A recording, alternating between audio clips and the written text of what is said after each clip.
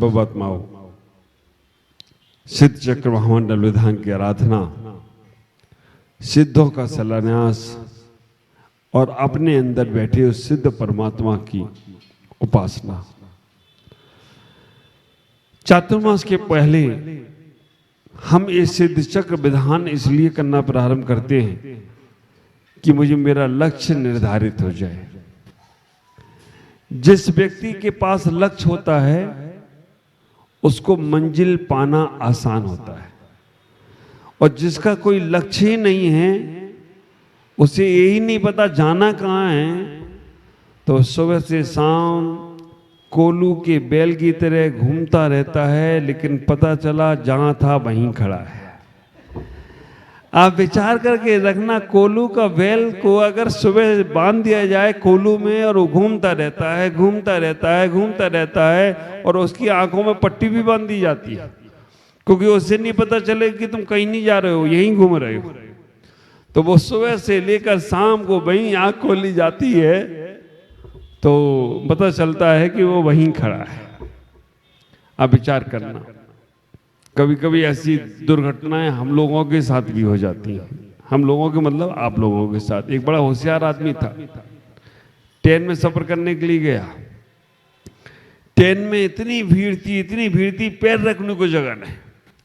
और जब पैर रखने को जगह नहीं तो उसने क्या किया, होशियार आदमी तो था ही, उसने एक नकली सांप लिया, बटन वाला, मशीन वाला, रिमोट वाला, और उसने उस डब्बे में वो सांप छोड़ दिया और आवाज लगा दी, सांप सांप सांप सांप। और सांप को देखे तो डब्बा खाली, और डब्बा खाली, वो आराम से डब्बे में चढ़ा और सो गया।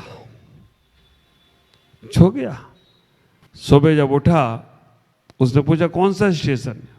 उसने कहा जो स्टेशन पे गाड़ी खड़ी थी वही स्टेशन है। उसने कहा क्यों? कल रात को इसमें सांप घुस गया था, इसलिए डब्बा अलग कर दिया गया है। आप विचार करके रखना, कल इसमें सांप घुस गया था इसलिए इस डब्बे को अलग कर दिया गया। वो होशियार आदमी वही पड़ा रहा। आप विचार करना, हमारे जीवन में भी कई बार ऐसे प्रसंग आते हैं, ऐसे भाव आते हैं। आप लोग इतना बड़ा पुण्य जोड़ कर रखे हैं कि चातुर्मास, महामस का अभिषेक, वैसे तो हकीकत में चातुर्मास तो भाना है, हकीकत में महामस का अभिषेक कराना है। आप ख्याल करके रखना, चातुर्मास तो आपको बोनस में मिल गया, क्योंकि महामस का अभिषेक होना है। और उसके लिए भगवान ने कहा पहले भूमि तो तैयार करो। कंकड़ पत्थर पड़े हैं, फालतू की घास उगाई है। जो किसान होता है ना, वो खेती करने जाता है तो फिर खेत को जोतता है, बिना जोते खेत में बीज नहीं डालता। और आप विचार करके रखना, अगर बिना जोते वो खेत में बीज डाल दे तो वो बीज भी बेकार है और उसकी मेहनत भी बेकार है। इतने 18 सालों में बहुत से ऐसे कंकड़ पत्थर उस खेत में चले गए आप लोगों के, और फालतू की घासें उगाई।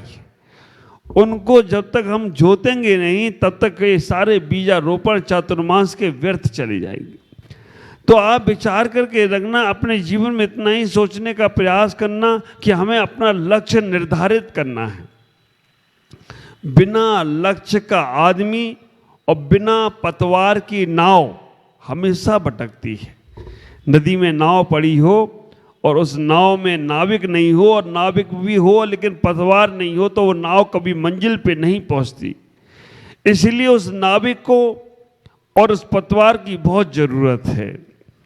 आप ख्याल करके रखना, वो नाव को पार करने के लिए एक नाविक की आवश्यकता होती है। वो नदी को पार करने के लिए एक नाविक की आवश्यकता होती है।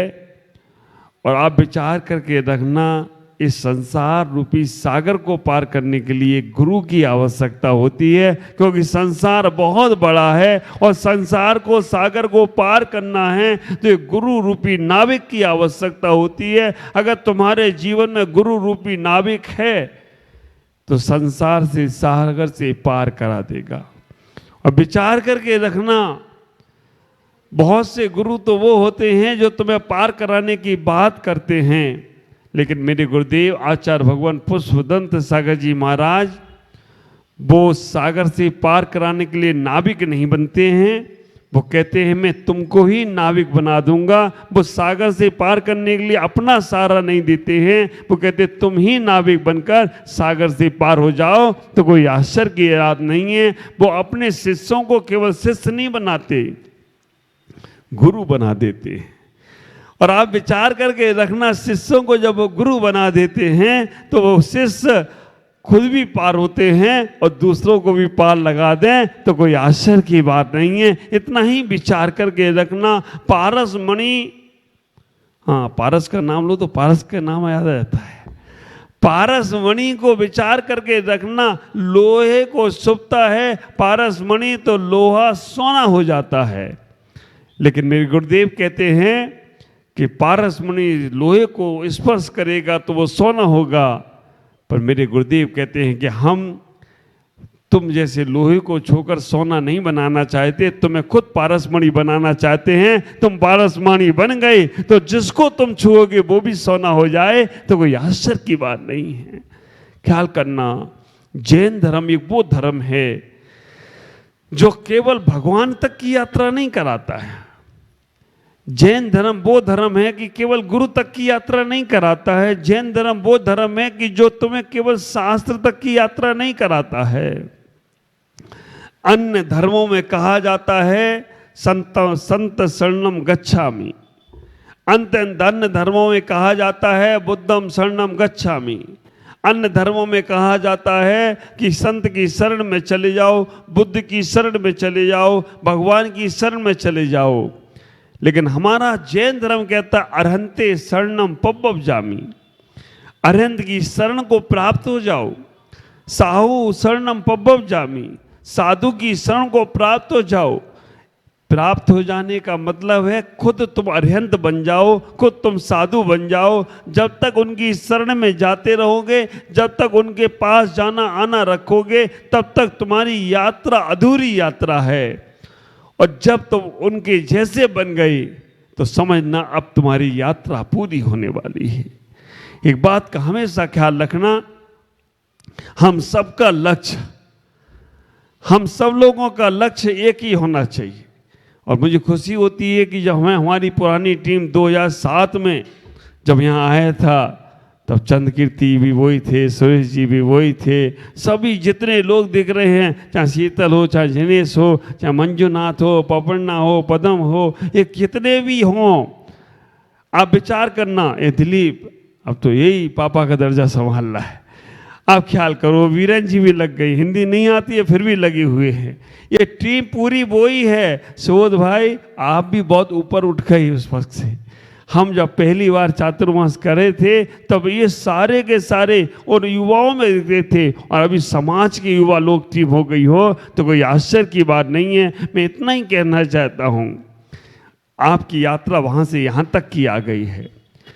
अब अपने अंदर वो एक गुण और लाना है कि हमारी आत्मा को भी प्रभावित करना है। हमने समाज को प्रभावित कर लिया, व्यापार को प्रभावित कर लिया, घर परिवार को प्रभावित कर लिया। ये कोई बहुत आश्चर्य की बात नहीं है, अनादिकाल से करते आ रहे हो। अब हमको हमारा लक्ष्य बनाना है आत्म कल्याण का। मैं नहीं कहता 24 घंटे तुम धर्म ध्यान करो, मैं नहीं कहता तुम 24 घंटे भगवान के पास रहो। और आप विचार करके रखना, अगर तुम 24 घंटे भगवान का नाम लेते रहो, बहुत से लोग होते 24 घंटे नाम लेते रहते, भगवान भी परेशान हो जाता होगा, यार कभी तो हमें रेस्ट लेने दो। जब देखो तब, अभी मैं रास्ते में बिहार में आया तो मेरे को हिंदू धर्म के मंदिरों में उनके भगवान के गर्भगृह में एक पलंग भी दिखा। हमने पलंग काहे के लिए, बोले रात को भगवान सोते हैं, रात को भगवान को पलंग लगा के पर्दा डाल के सुलाने के लिए जाते हैं, और दिन में भी 2 घंटे भगवान आराम करते हैं। पलंग अलग लगाएगा बाकायदा वो पुजारी, और वहाँ पर तकिया लगाएगा और एक कंबल भी रखेगा और सब कुछ करेगा। वो कहता है कि भगवान 2 घंटे दिन में आराम करते हैं, करना पुजारी को आराम है, भगवान का बहाना है। भगवान के लगा दिया, पर्दा डाल दिया और गया पुजारी आराम करने, भगवान 2 घंटे आराम में और रात को भी आराम में। तो विचार करो, हमें अपना लक्ष्य एक निर्धारित करना है। बाहुबली भाई का जन्म दिवस है आज। हम आज सुबह जब भगवान का ये अभिषेक कर रहे थे तब मैंने इतना ही विचार किया, इनका तो जन्म अभिषेक है, भगवान का जन्म अभिषेक हो रहा है। तो कब जब जब हम अपने जीवन में ऐसे पुण्य अर्जन करेंगे तो हमारा लक्ष्य जरूर निर्धारित होगा। सब लोग एक भावना बनाओ, मैं हॉस्पिटल में नहीं बनना है, मुझे किसी डॉक्टर के पास जाकर नहीं मरना है। बच्चों को जो वसीयत लिखो तो एक उसमें नसीहत लिखना कि जब भी मेरा ऐसा समय आए, शरीर हमारा काम करना बंद करे, तो हमें कहीं हॉस्पिटल नहीं ले जाना, हमें किसी संत के पास ले जाना, और हमें और कोई हॉस्पिटल ना ले जाकर हमें मंदाकिनी क्षेत्र ले जाना, वहीं मेरी समाधि करा देना, वहीं पर मैं रह जाऊंगा, वहीं पर मैं सब कुछ कर लूँगा। तुम्हारे जीवन की सार्थकता होगी। अभी हमारे सुरेश जी सरोज अम्मा को लेके नहीं आ रहे, लगता है मुझे ही जाना पड़ेगा।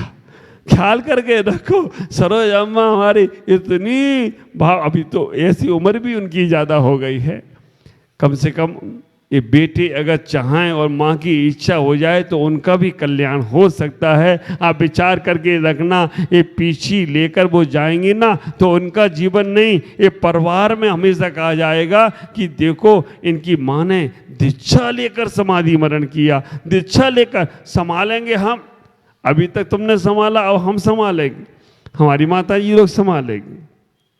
ख्याल करो, अपने जीवन में ऐसे लक्ष्य को बनाने का प्रयास करो। ये हमारी लीलम्मा बैठे हैं, हाँ, पिछली बार भी ऐसे ही मस्त थे, अभी भी ऐसे ही मस्त हैं। कब तक घर में रहना है? अब अपना लक्ष्य बनाना है, अपना कल्याण करना है।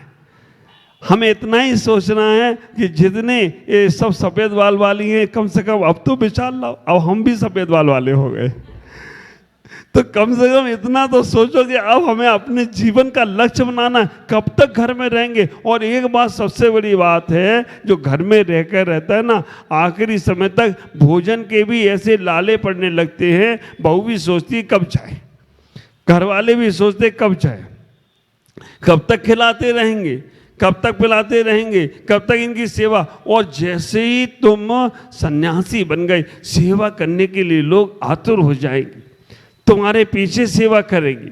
तुम्हारा कल्याण तो अपना होना ही है, और वहाँ पे घर में तो पूछना पड़ेगा कौन खिलाएगा पिलाएगा, लेकिन यहाँ तुम्हें खिलाने के लिए कितने लोग लालाए। उनके समय की सदुपयोगता है।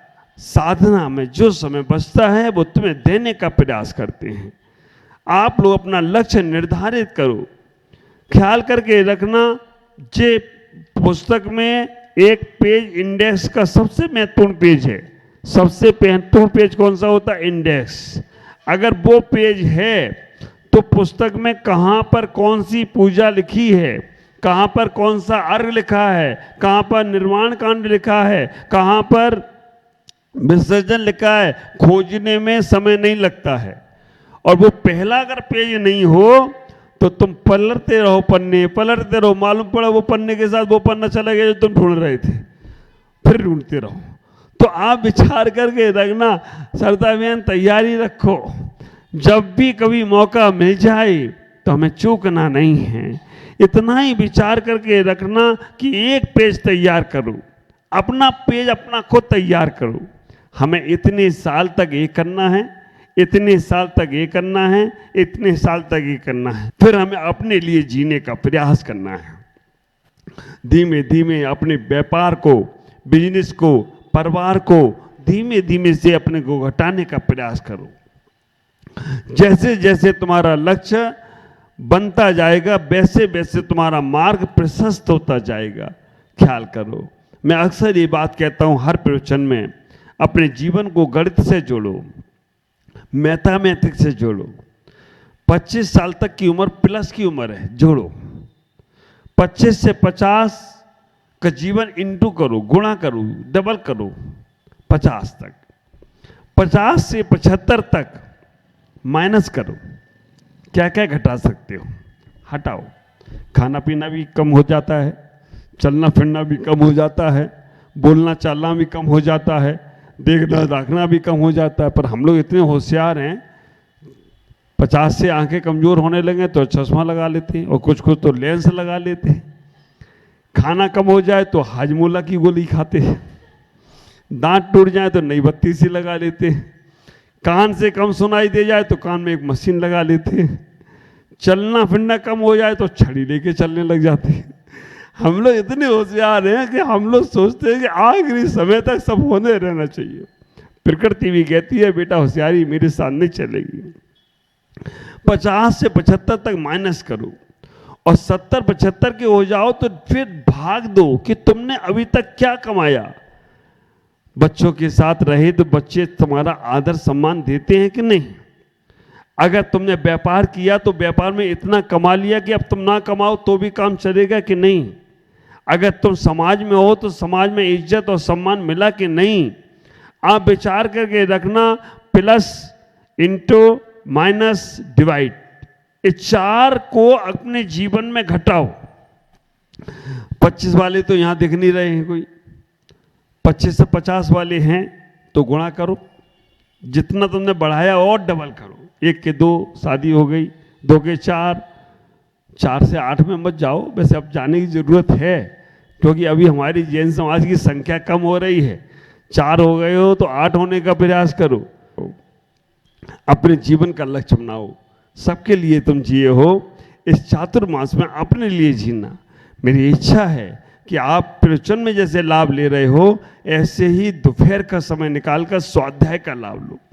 शाम का लाभ ले रहे हो, शाम का भी लाभ लो।